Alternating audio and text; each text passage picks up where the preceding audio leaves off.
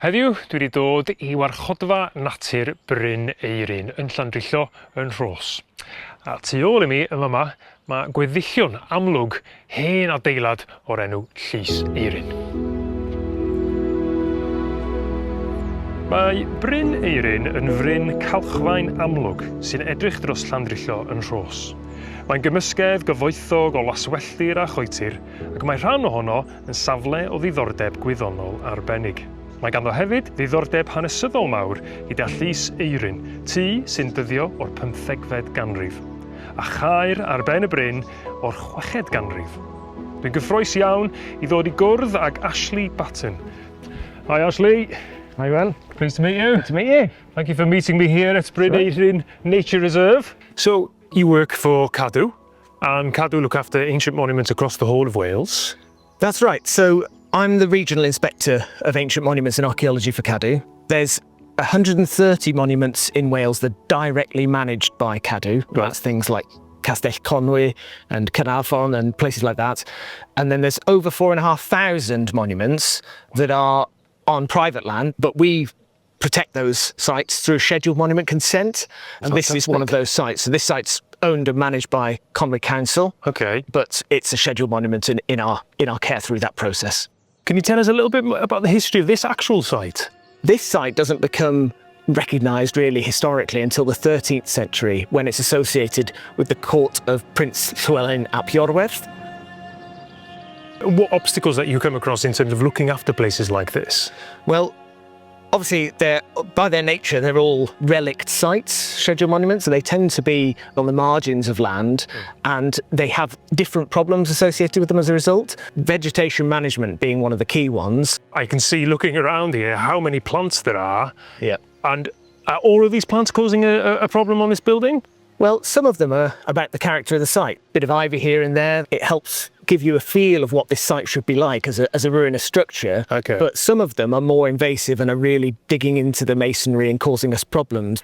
So can we see an example of that? Yes, I can show you. Well, you can see in here, the top of this wall, this is reflective of what we've got on the higher level stuff too. Conwy and Cadw together have got masons in here, and they've pointed up between the stonework to stop things from penetrating into the wall head. But if we come down this end, you can see where it started to break up. We've got chunks of flaunching missing. The pointing started to fail, and it's partly because of the roots of these bits of vegetation that are getting in between the masonry blocks. And as soon as it cracks the masonry blocks apart, then the wall starts to crack apart. And especially if you've got high-level masonry, that's really problematic. It starts to shed stone. Right. Okay, yeah, so you can see how that could cause a huge problem, and then the water can get in then and wash out the rest of the mortar, I presume. Well, there's a freeze-thaw action that goes on, so once the water gets in between the masonry, if it's the winter time, that freezes, expands, and literally pushes the masonry blocks apart. When water gets in there, it's really deeply problematic, particularly in the winter. Okay. But it wouldn't get in there in the first place if it wasn't for the root action of the valerian that's digging into the wall. So the plants are kind of getting through that first line of defence, really. That's it. And then everything else is causing a problem after that. That's it. So you mentioned this particular plant, red valerian. There's lots of it here. It's one of the most problematic plants for getting its roots right between the masonry joints, and this has become a real problem on this site. As you can see, it's on every bit of low-level masonry, and from an archaeological point of view, when it grows thick like this, it starts to obscure the monument, and you can't really understand it, appreciate it. So that's one problem, but then there's also this structural physical problem with it breaking the monument and causing conservation issues. I recognise this plant. I've seen it growing on the top of a garden wall. So it's quite a common plant. Yep, very common in gardens and creates similar problems to garden walls. And yeah, the implications are similar in that you've got to remove the root joint and then make good the masonry around it to shed the water away from the so that head. Sounds like a lot of work. It also sounds quite expensive and problematic. So the answer lies in not letting it establish in the first place. So with that in mind, could we take a closer look at the plant itself, and so people can have an idea of what to look out for if they see this plant? There's quite a lot of different colours. So we've got this kind of deep pink here and then a pale pink. And then I noticed behind you there's a white version. Yeah, it's all the same plant. These have gone to seed. Is this the seed here? That's it. So you can see how easily that could become airborne. I suppose it could be carried by the wind quite some distance. So yeah, when people are looking out for these plants, they look out for the different colours, and the leaves, they're quite like a pale green, aren't they? Mm. And the leaves are kind of opposite each other up through the whole stem.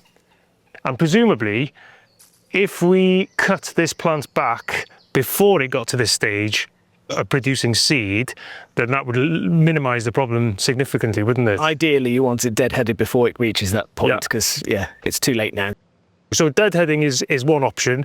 Getting rid of the plant completely is another option, and I suppose a better option.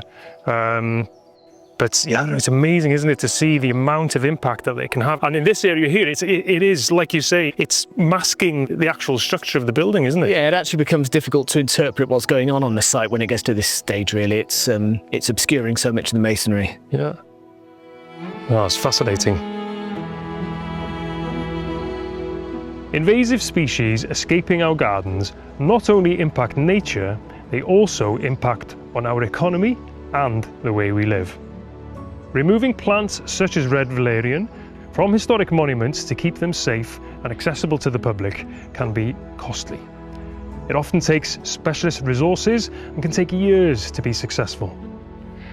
Fel garddwyr, gallwn atal planhigion rhag lledaenu o'n gerddi yn y lle cyntaf. Ag lleihau yr effaith negyddol maen nhw'n gallu cael ar safleoedd fel hyn. Gallwn hefyd blannu planhigion sydd ddim yn ymledol yn ein gerddi. A gyda'n gilydd, gallwn ni fod chydig bach fwy call o ran y planhigion da ni'n ddewis i sicrhau fod yn ddyfodol i natur sydd yn bodoli yng nghefn gwlad ac ar gyfer safleoedd fel hyn.